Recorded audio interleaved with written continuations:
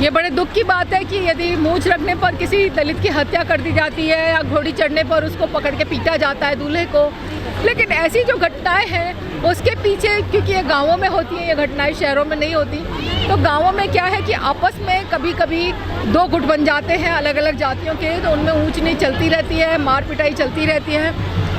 मुझे यही संदेश देना है उन गाँव वालों से या उन स्थानीय व्यक्तियों से कि ऐसी स्थिति न आने दी जाए। उसके लिए अपने आप को मजबूत करो, अपने स्वाभिमान को मजबूत करो, कानून आपके साथ है। मैं नहीं समझती कि मूंछ रखने पर कभी किसी दलित की हत्या होनी चाहिए, ये गलत है, ये बिल्कुल गलत है। सरकार चाहे पहल करे या न करे, बाबा साहब की जयंती हमेशा से धूमधाम से मनती रही है। इसी संसद पर जब मैं बहुत छोटी बच्ची थी तब भी हम आते रहे हैं यहाँ पर, तब से हम हर साल आते हैं। हर साल लाखों लोग यहाँ पर आते हैं, लाखों लोग आकर के यहाँ पर जो है बाबा साहब की जयंती मनाते हैं। एक दूसरे के साथ यहाँ पर विचार विनिमय होता है, आदान प्रदान होता है। अब यदि प्रधानमंत्री संदेश देते हैं तो इसमें कौन सी बड़ी बात होगी? यहाँ तो बाबा साहब कोई प्रधानमंत्री की बातों के, उनके संदेश के मोहताज तो नहीं है ना। बाबा साहब पहले आए थे, बाबा साहब ने इस देश को जो वास्तविक में जो व्यवस्थागत परिवर्तन जो हुआ है वो बाबा साहब के संविधान के माध्यम से ही हुआ है। तो प्रधानमंत्री के संदेश देने के मोहताज नहीं है बाबा।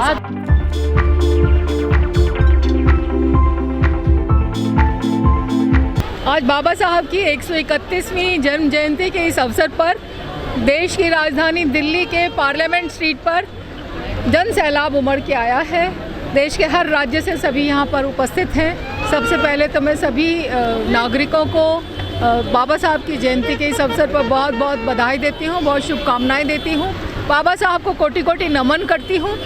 और इस देश के जो नागरिक हैं, यानी कि जो दलित बहुजन समुदाय के लोग हैं, जो एक बहुत बड़ी संख्या में हैं, उन सभी को मेरा यही एक संदेश है कि जीवन में आगे बढ़ने के सारे रास्ते खुले हुए हैं। बाबा साहब के जीवन संघर्ष से प्रेरणा लेकर के, बाबा साहब के विचारधारा से प्रभावित होकर, प्रेरित होकर और बाबा साहब के दिए हुए संविधान को अपनाते हुए हम इस देश में हर वो काम कर सकते हैं जो कोई भी सामान्य नागरिक कर सकता है। तो कभी किसी से कम ना समझें अपने आप को।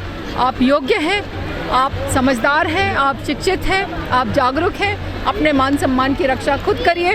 भारत का संविधान जो बाबा साहब डॉक्टर अम्बेडकर ने लिखा था वो हमारे साथ है। बाबा साहब चाहते थे कि एक समतामूलक समाज बने, एक ऐसा समाज जिसमें जाति के आधार पर, धर्म के आधार पर, रंग के आधार पर, नस्ल के आधार पर, क्षेत्र के आधार पर, लिंग के आधार पर कोई भी व्यक्ति छोटा बड़ा ना हो, कोई ऊंची नीच ना हो, कोई भेदभाव ना हो, किसी का शोषण, किसी का उत्पीड़न ना हो।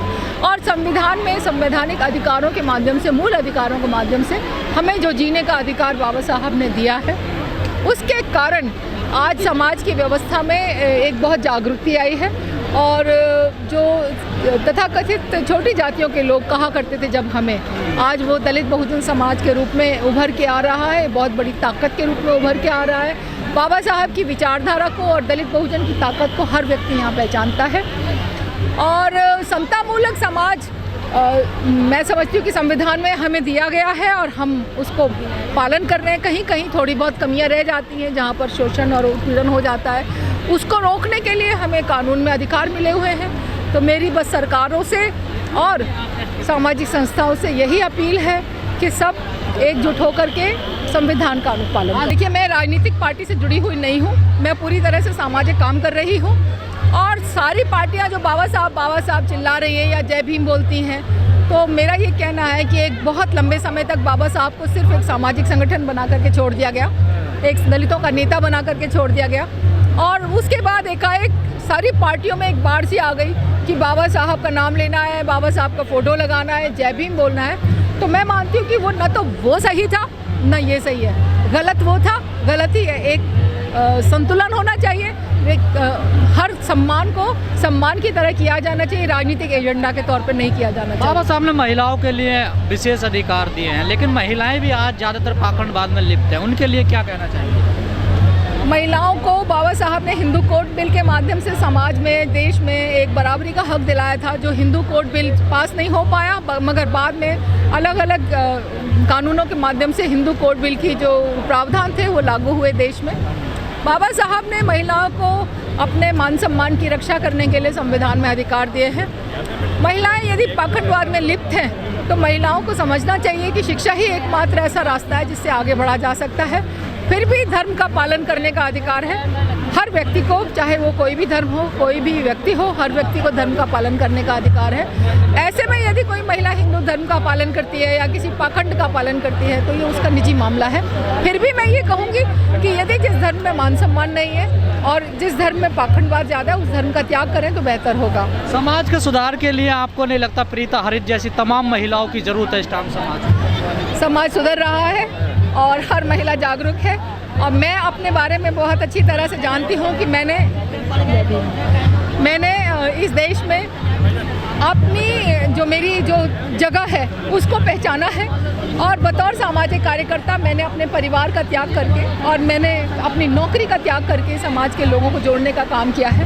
घर घर जाती हूँ, देश के हर कोने में जाती हूँ, हर व्यक्ति को जोड़ने का काम कर रही हूँ और मुझे पूरा विश्वास है कि आने वाले समय में हर व्यक्ति, हर महिला इस काम को करेगा। आखिरी सवाल, क्या संदेश देना है आज समाज को 14 अप्रैल को? समाज के हर जागरूक व्यक्ति से, हर बुजुर्ग से, हर युवा से, हर महिला से मेरा यही कहना है कि आप इस देश के नागरिक हैं।